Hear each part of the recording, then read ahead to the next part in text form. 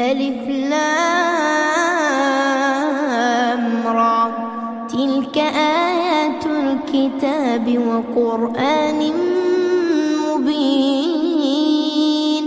ربما يود الذين كفروا لو كانوا مسلمين ذرهم يأكلوا ويتمتعوا ويلههم الأمل فسوف يعلمون وما أهلكنا من قرية إلا ولها كتاب معلوم ما تسبق من أمة أجلها وما يستأخرون وقالوا يا أيها الذي نزل عليه الذكر إنك لمجنون لو ما تأتينا بالملائكة إن كنت من الصادقين ما ننزل الملائكة إلا بالحق وما كانوا إذا منظرين إنا نحن نزلنا الذكر وإنا له لحافظون ولقد أرسلنا من قبلك في شيع الأولين وما يأتيهم من رسول إلا كانوا به يستهزئون كذلك نسلكه في قلوب المجرمين لا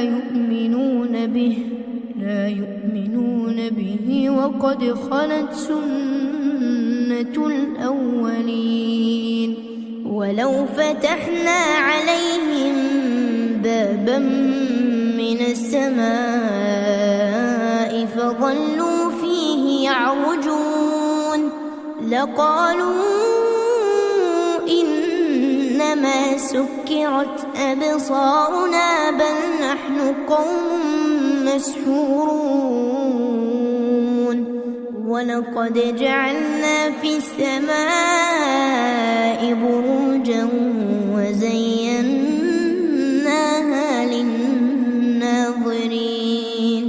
وحفظناها من كل شيطان رجيم إلا من استرق السمع فأتبعه شهاب مبين والأرض مددناها وألقينا فيها رواسي وأنبتنا فيها من كل شيء موزون وجعلنا لكم فيها معايش ومن لستم له برازقين وإن من شيء إلا عندنا خزائنه وما ننزله إلا بقدر معلوم وأرسلنا الرياح لواقح فأنزلنا من السماء ماء فأسقيناكموه وما أنتم له بخازنين وإنا لنحن نحيي ونميت ونحن الوارثون ولقد علمنا المستقدمين منكم ولقد علمنا المستأخرين وإن ربك هو يحشرهم إنه حكيم عليم ولقد خلقنا الإنسان من صلصال من حمأ مسنون والجان خلقناه من قبل من نار السموم وإذ قال ربك للملائكة الملائكة إني خالق بشرا من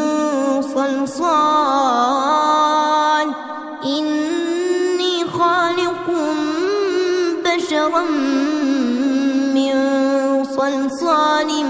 من حمأ مسنون فإذا سويته ونفخت فيه من روحي فقعوا له ساجدين فسجد الملائكة كلهم أجمعون إلا إبليس أبى أن يكون مع الساجدين قال يا إبليس ما لك ألا تكون مع الساجدين قال لم أكن لأسجد لبشر خلقته من صلصال من حمأ مسنون قال فاخرج منها فإنك رجيم وإن عليك اللعنة إلى يوم الدين قال رب فأنظرني إلى يوم يبعثون قال فإنك من المنظرين إلى يوم الوقت المعلوم قال رب بما أغويتني لأزينن لهم في الأرض ولأغوينهم أجمعين إلا عبادك منهم المخلصين قال هذا صراط علي مستقيم إن عبادي ليس لك عليهم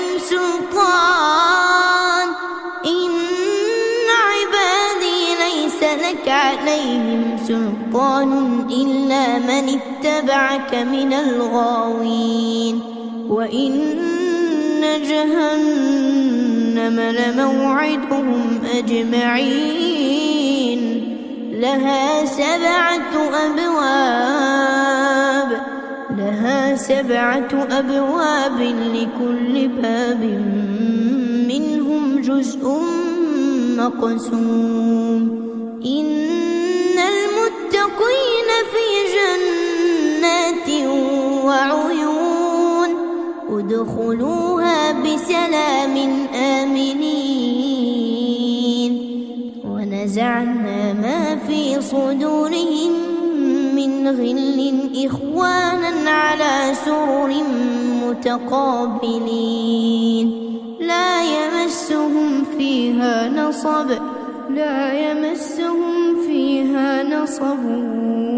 وما هم منها بمخرجين نبئ عبادي أني أنا الغفور الرحيم وأن عذابي هو العذاب الأليم ونبئهم عن ضيف إبراهيم إذ دخلوا عليه فقالوا سلاما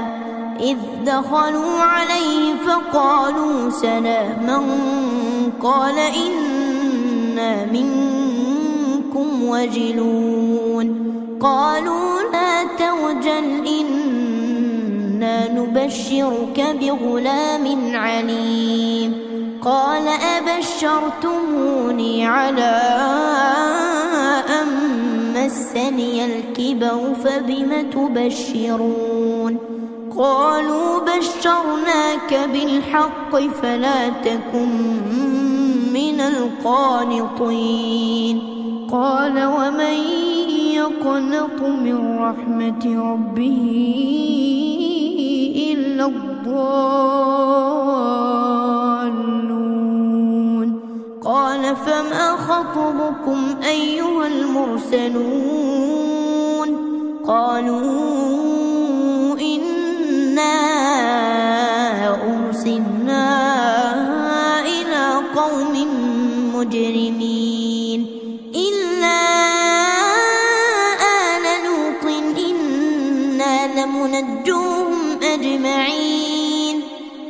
إلا امرأته قدرنا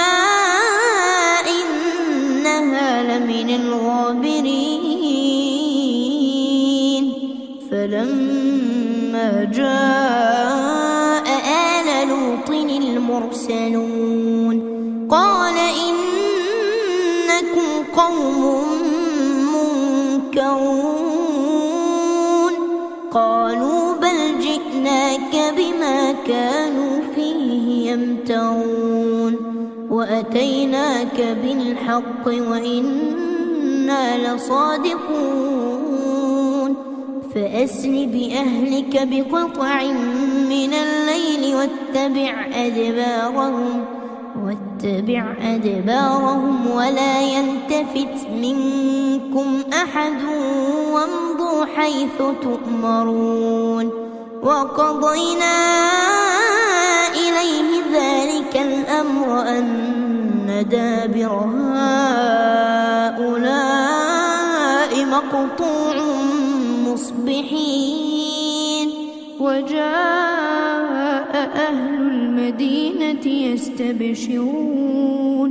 قال إن هؤلاء ضيفي فلا تفضحون واتقوا الله ولا تخزون قالوا أولم ننهك عن العالمين قال هؤلاء بناتي إن كنتم فاعلين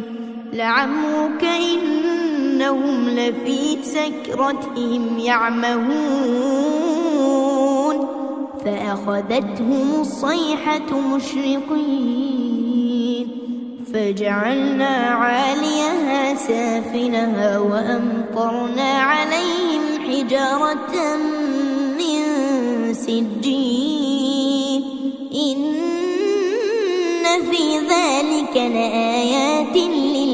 للمتوسمين وإنها لبسبيل مقيم إن في ذلك لآية للمؤمنين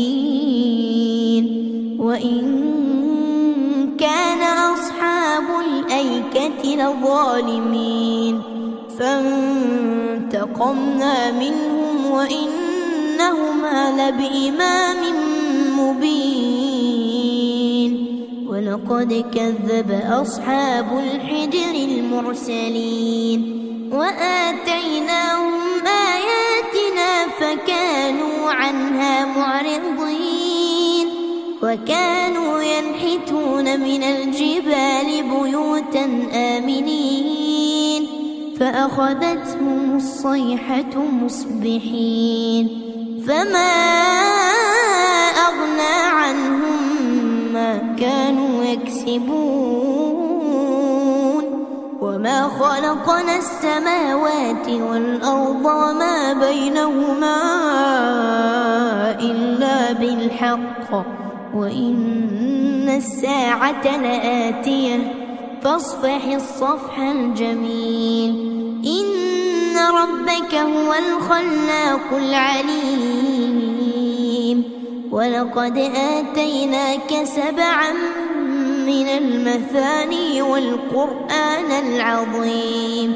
لا تمدن عينيك إلى ما متعنا به أزواجا منهم ولا تحزن عليهم واخفض جناحك للمؤمنين وقل إني أنا النذير المبين كما أنزلنا على المقتسمين الذين جعلوا القرآن عضين فوربك لنسألنهم أجمعين عما كانوا يعملون فاصدع بما تؤمر وأعرض عن المشركين إنهم إنا كفيناك المستهزئين الذين يجعلون مع الله إلها آخر فسوف يعلمون ولقد نعلم أنك يضيق صدرك بما يقولون فسبح بحمد ربك وكن من الساجدين واعبد ربك حتى يأتيك اليقين.